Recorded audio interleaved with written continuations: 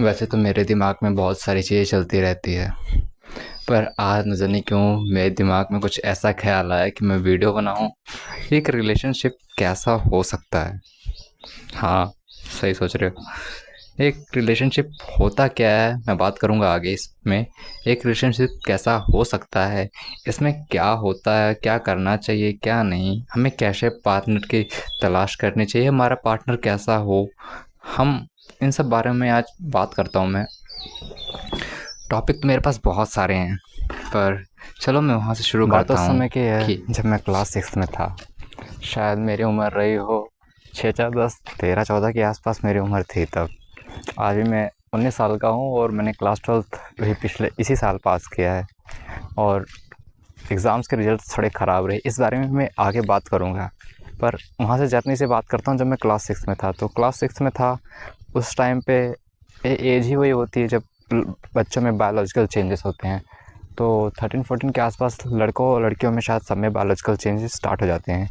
तो उस समय मेरी शायद संगत की वजह से ऐसा हुआ, क्योंकि उस समय पे जो हमारे दोस्त होते हैं ना, हमें वो चीज़ें ज़्यादा ज़रूरी होती है किसी एक व्यक्ति के भविष्य के निर्धारण के लिए। जैसे मैं एक एग्ज़ाम्पल के साथ देखता हूँ।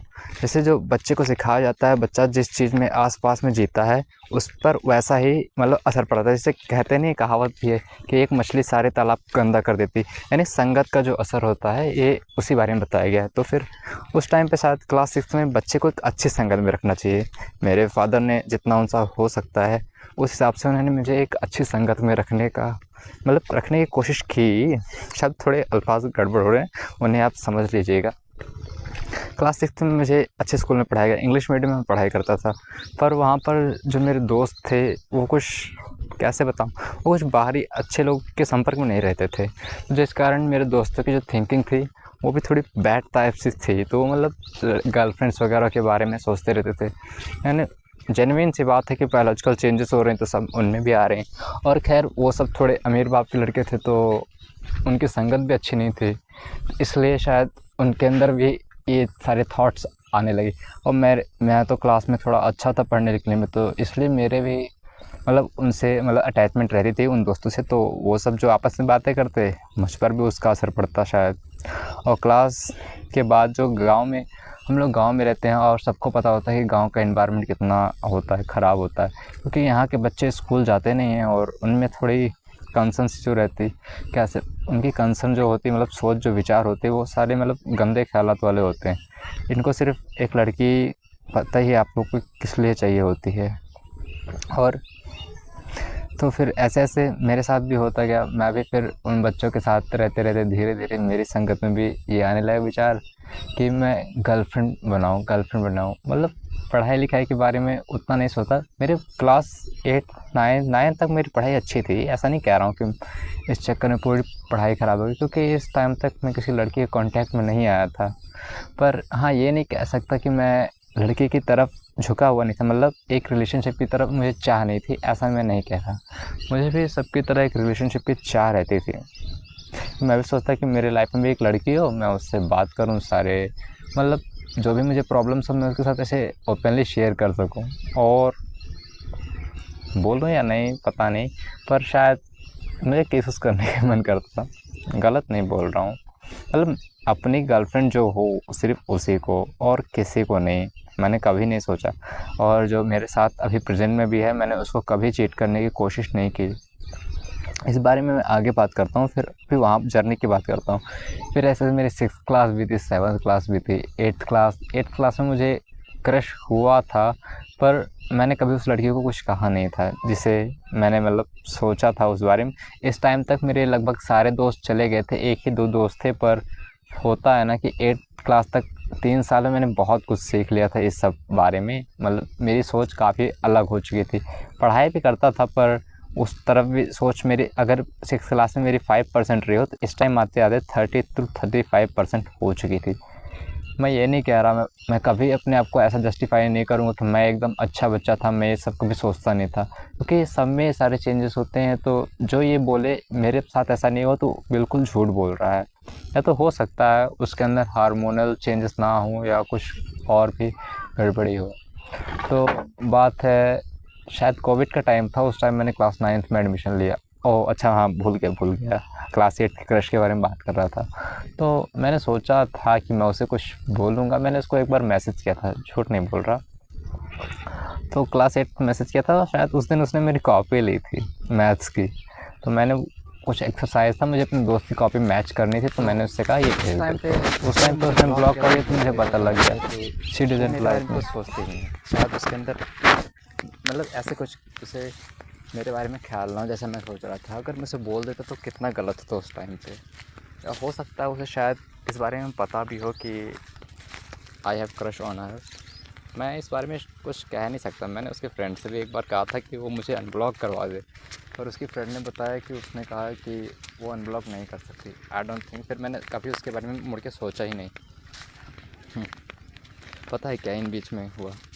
फिर अगले साल की बात कर लेता हूँ, उसके बारे में मैं बात करता हूँ जो अभी बात करने वाला हूँ बाद में। तो अगले साल मैं 9th में एडमिशन लिया। कोविड के टाइम था, तो मैंने स्कूल भी चेंज कर दी क्योंकि कोविड के टाइम था तो इकोनॉमिकल सिचुएशन भी सही नहीं थी और मेरे फादर थोड़ा वीकर किस्म से। तो मैं ऐसा नहीं कह सकता कि वो इतना नहीं कमा पाते मेरे लिए जितना कमाते उतना सफिशेंट है मेरे लिए। पर जब मैंने कोविड के टाइम में एडमिशन लिया तो मैंने हिंदी मीडियम में एडमिशन लिया। ठीक था, स्कूल तो हम जाते नहीं थे, फिर कोचिंग जाता था मैं। तो कोचिंग ठीक है, यहाँ तक ये बात। कोचिंग के बाद जब मैंने स्कूल ज्वाइन किया तो एक लड़की नाम नहीं लेता उसका, नाम होगा तो उसकी बदनामी हो। तो हम दोनों पहली बार एक सड़क पर मिले थे। मैं स्कूल से लौट रहा था, शायद इस साल दिसंबर का टाइम था और मैं स्कूल से लौट रहा था। तो जैसे मैं अपने गाँव की तरफ टर्न होने वाला था तो उसने मुझे बुलाया। वो सड़क पे अपने दोस्तों के साथ रुकी हुई थी, शायद उससे कुछ सामान लेना था। उसने मुझे मेरा नाम लेकर बुलाया तो मैंने कुछ सोचे बिना देखा और बोला हाँ क्या बात है। तो उसने कहा वो कुछ कहा नहीं, वो ऐसे हंसने लगी। तो मैंने सोचा वैसे ही मुझे बुलाया होगा, मैं उसे जानता नहीं था। तो मैं सीधा वहाँ से घर चला। फिर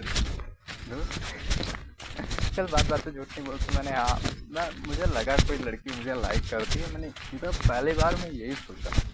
क्यों? क्योंकि पता ही है, मैंने भी जिक्र किया ना कि क्रश चाहिए थी। तो मुझे ये लगा कि कोई तो मुझे पसंद करता है। तो फिर हुआ क्या, मैं उस रास्ते से रोज़ जाने लगा। तो मैं देखता कहीं मुझे मिल जाए। और सच बात बताऊँ क्या, कि मैं उसने उसका चेहरा देखा और मैं चेहरा भूल गया। मैं पता नहीं किसके पीछे, ऐसा नहीं कह सकता। जो लड़कियाँ रहती थी मेरे स्कूल के, तो मैं उन्हीं के आसपास ही रहता था। मैं सोचता यही वाली होगी। ऐसे मैं कई बार सोचता रहता। मुझे कंफर्म नहीं था कि किस लड़की ने मुझे बुलाया था। मैं उसका चेहरा इस कदर भूल गया था। तो क्या हुआ कि और इत्तेफाक से उसका नंबर भी मेरे फ़ोन में ही था। और मुझे पता नहीं ये वही लड़की है जिसका नंबर मेरे फ़ोन में है। और मुझे ये नहीं पता था कि ये वही लड़की जिसने मुझे सड़क पे बुलाया था। तो मैंने कभी उससे मैसेज भी नहीं किया। तो अचानक से एक दिन किसी लड़की का, उसके शायद फ्रेंड का बर्थडे था या उसकी बर्थडे था। तो मैंने विश किया उसे और मुझे पता नहीं था कि इसने मुझे उस दिन बुलाया था। तो मैंने विश कर दिया।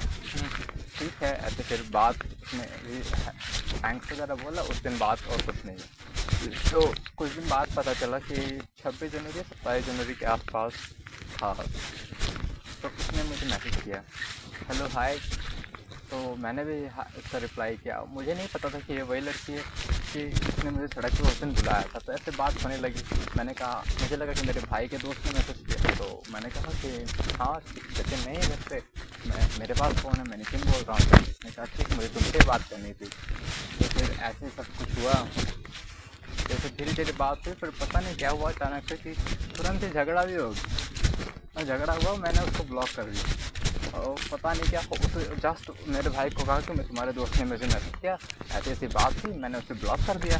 तो मेरा भाई पता है तुरंत ही उसको अनब्लॉक कर दिया। और लड़की को लगा कि मैंने उसको सिर्फ एक ऐसे ही दिखाने के लिए ब्लॉक किया। मैंने तुरंत अनब्लॉक कर दिया। तो बाद में कहा ऐसे फिर धीरे धीरे बातें होने लगी, हमारी दोस्ती होने लगी।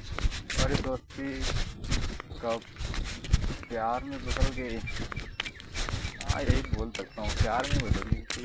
स्ट्रेस बहुत ज़्यादा हो चुका था। एक हद होती है ना, उस हद से पार हो चुका था। मैं सारा दिन यही सोचता कि कब पढ़ाई की बात करता हूँ, पढ़ाई की मतलब जिसमें हो रहा था, पढ़ाई कैसे चल रही थी, वो भी बात करूँगा। पर उससे पहले मैं ये बात कर लूँ कि हम दोनों के मतलब अट्रैक्शन बहुत ज़्यादा हो गया। मैं हमेशा उसके मैसेज का इंतज़ार करता, हमेशा उसके फ़ोन का इंतज़ार करता। ऐसे फ़ोन फ़ोन उसने मुझे 3 महीने बाद था, जैसे अप्रैल में, मुझे याद है पहली बार उसने फ़ोन मुझे अप्रैल में किया था, क्योंकि उस दिन मेरे चाची का गेहूँ धोया जा रहा था, मेरा गेहूँ धोया जा रहा था, ऐसे कुछ टाइम था। तो 20-25 अप्रैल के पास था, उसने पहली बार मुझे फ़ोन किया था। तो हाँ, बात कहाँ थी? तो फिर हाँ, मैं बात कर रहा था कि सारा दिन मैं फ़ोन या मैसेज का उसके हमेशा इंतज़ार करता था, कब देखूँ ऑनलाइन है, कब देखूँ, मतलब सोचता कब ऑनलाइन आ जाए, कब मैसेज करे, मैं स्टोरियाँ लगाऊँ कि मैसेज स्टोरी लगाता सारा दिन सैड। हाँ, और ऐसे स्टील लगाता कि वो ज़रूर मुझसे पूछे कि हाँ क्या हुआ, ये किसके लिए, कैसे, मतलब कोई भी एक तरीका कि वो मुझे एक मैसेज करे बस। उसके बाद पता ही है कि बातें शुरू हो जाती, फिर इधर की बातें होने लगती। तो ऐसे ठीक था। तो पढ़ाई मेरी 9th के टाइम पे मैंने बोर्ड चेंज किया था, यूपी बोर्ड में आया था। मुझे पता था कि यहाँ कंपटीशन तो ठीक है, हर स्कूल में रहता है, पर मुझे मेहनत ज़्यादा करनी पड़ेगी, क्योंकि मैं सीबीएसई से आया था। तो मुझे सारी चीज़ें हिंदी में सीखनी थी, उसमें मुझे पता है मुझे टाइम लगता। पर उस टाइम मैंने बहुत मेहनत की थी। जब मैंने मिला नहीं था उससे, तो उससे पहले की बात करता हूँ, 2-3 महीने पहले की, जब स्कूल हम लोग जाते नहीं थे, स्कूल बंद था, और फिर उस टाइम मैं कोचिंग करता था। शायद लाइफ में पहली बार मैंने उस टाइम कोचिंग भी ली रखी थी, 9th में। तो उस टाइम कोचिंग के जैसे मैं घर से कोचिंग और घर से कोचिंग और कोचिंग से घर, और उसके बाद सिर्फ पढ़ाई। मेरा फोकस सारा पढ़ाई पर रहता, और मैं यही सोचता कि अगर मैं अब नहीं पढ़ूँगा क्या होगा मेरी हालत में। पता है, बच्चे में ये आता है, हर बच्चे में ये आता है कि मैं अब नहीं पढ़ूँगा तो मेरा क्या होगा। ये सोच पर कंटिन्यूसली मेंटेन नहीं रह पाती, क्योंकि उस टाइम पे बच्चे के अंदर बायोलॉजिकल चेंजेस होते हैं। अगर जिन्होंने उस टाइम पे अपने आप को कंट्रोल कर लिया ना, तो वो क्या बोलूँ, जो कहते नहीं कि वर्ल्ड को रूल करते हैं, ये वही बच्चे होते हैं जो उस टाइम पे खुद को कंट्रोल कर लेते हैं ना। बस क्या बताऊँ, मैं उस टाइम पे मैं एक्सप्लेन नहीं कर पा रहा हूँ, इतनी स्ट्रॉन्ग फीलिंग होती है। तो जिन्होंने उस टाइम पे खुद को कंट्रोल करके पढ़ाई पे फोकस करते हैं, तो ये वही बच्चे होते हैं ना। शायद उस टाइम पे मेरे अंदर ये फीलिंग थी, पर when I met that girl, मैं ये नहीं कह रहा कि मेरी लाइफ आज जो है उसकी वजह से है। हाँ, पर ये सारे कर्म मैंने ही किए हैं, तो मैं बिल्कुल उसको ब्लेम नहीं कर रहा। जो भी आज मेरे साथ हो रहा है, उस सबकी वजह सिर्फ़ और सिर्फ मैं ही हूँ, क्योंकि मैंने ही वो कर्म किए। कहते नहीं कृष्ण, कर्मण्येव अधिकारस्ते मा फलेषु कदाचन। मैं श्लोक सही से बोल नहीं पाया, पर इसका साफ अर्थ यही है कि सिर्फ कर्म करना ही मेरे बस में है, और उसका जो फल मेरे कर्म के अनुसार ही मिलने वाला है। तो मैंने ऐसे कर्म किए। फिर उस टाइम पे पढ़ाई धीरे कम होने लगी। 9th मेरे परसेंटेज, शायद मैं ये नहीं कह रहा मैं क्लास का टॉपर था या मैं पूरा हैंड पंप उखाड़ देता, मैं नहीं बोल रहा। पर हाँ, उस टाइम पे फिर जैसे मैंने मिला, तो फरवरी मार्च तक उससे इतनी अच्छी बातें नहीं होती थी, इसलिए मेरे 9th के रिजल्ट थोड़े से अच्छे आ गए थे। पर हाँ, मैं उससे बेहतर कर सकता था जितना मेरा आया था। तो धीरे धीरे उससे मिला, मैं 10th में आया। फिर 10th में भी मैंने 3-4 महीने अच्छे से ही पढ़ाई की। फिर एक मेधा चयन कॉम्पिटिशन था, उस टाइम पे पापा ने मेरे फ़ोन तोड़ दिया था, तो मैंने ज़्यादा मेहनत की। उस टाइम पे भी निकल के सब कुछ वहाँ तक पढ़ाई से ही चल रही थी। तो इसके बाद रिलेशनशिप में होता क्या है कि अगर आप एक मतलब ऐसे पार्टनर को ना चूज़ कर पाओ जो आपकी हमेशा हेल्प करे, मतलब वो आपको एक सपोर्टिव टाइप का नेचर हो, और ऐसे मतलब बात करता हूँ इस बारे में भी कैसा पार्टनर होना चाहिए।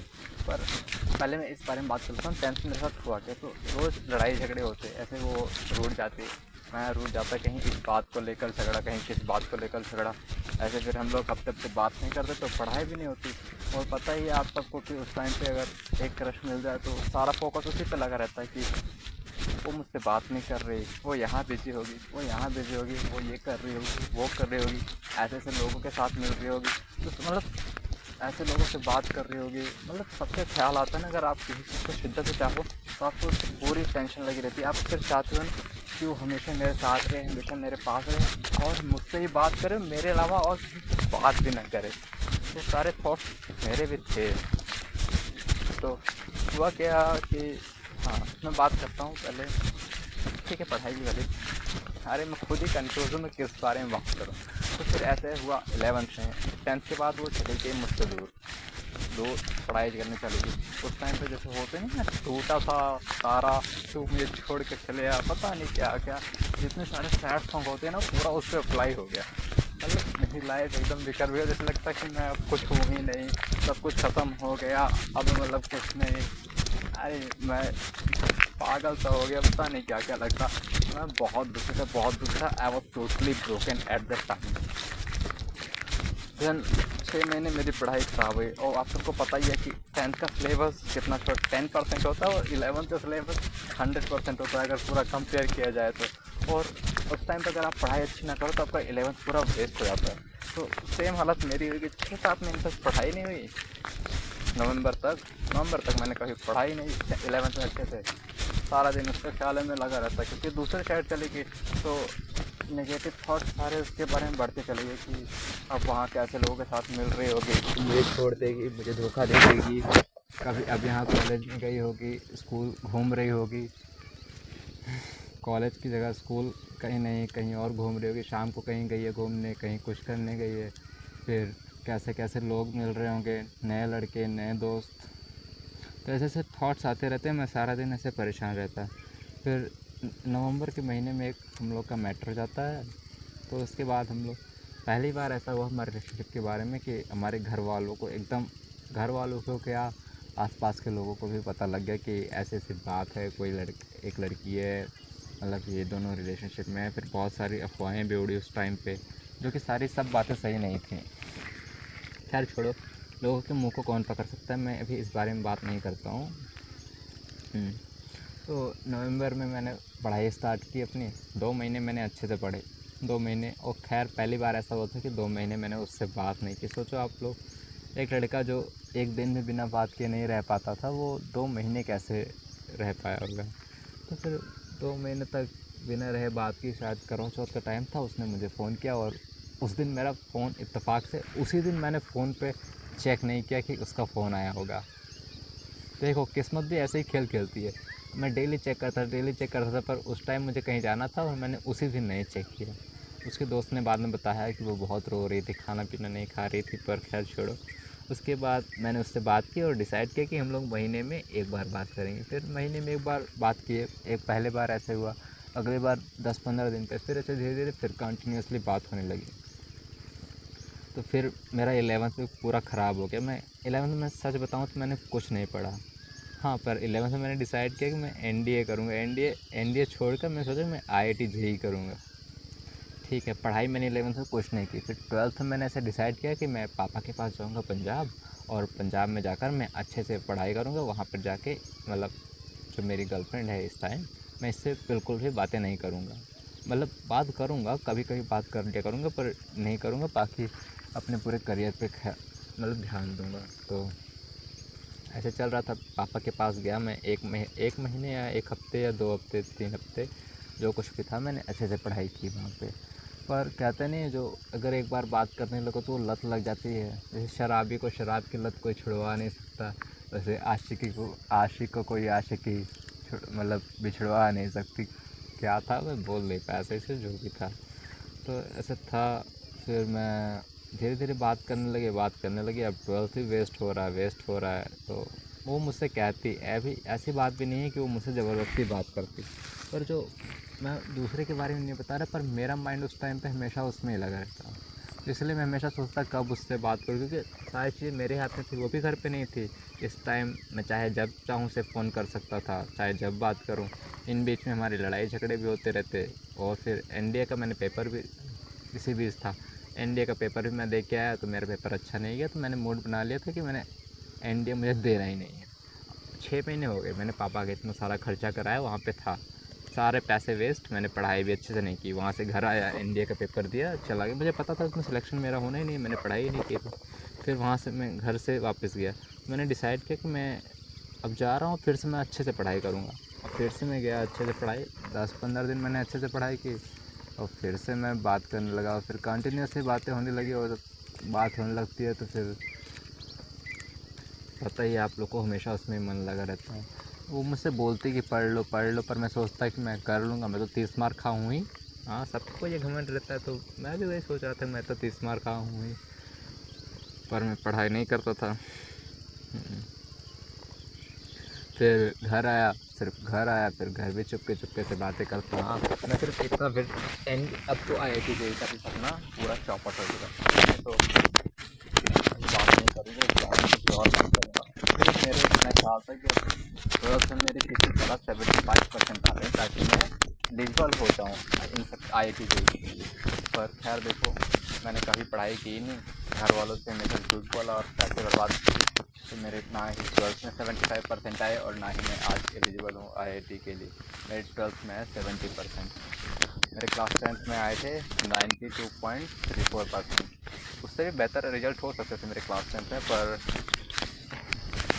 फिर मैं उसको ब्लेम नहीं करूँगा क्योंकि SST का पेपर मुझे याद है, क्योंकि उस टाइम मैं ओवर कॉन्फिडेंस था कि मेरे क्लास में 69 आए हैं, सबसे ज़्यादा हाईएस्ट मार्क, और यहाँ पर भी मेरे 69 65 से प्लस तो बड़े आराम से आ जाएंगे।